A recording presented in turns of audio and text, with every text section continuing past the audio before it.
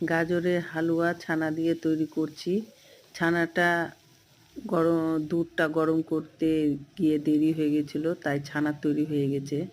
তো ভাবলাম কি করা যায়, তো এরকম একটা রেসিপি করে ফেললাম।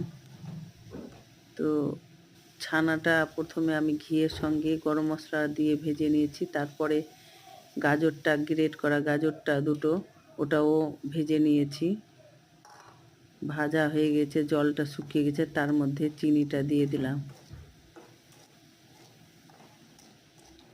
এরপরে দুধটা ঘন করা ছিল দুধটা, এটাও একটা মিস্টেক হয়েছে।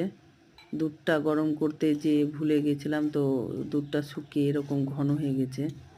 তা ভাবলাম কি এটা হালুয়াতে দিয়ে দিলে টেস্টটা আরও ভালো হবে, তাই সব মিলেমিশে একটা রেসিপি তৈরি করে ফেললাম।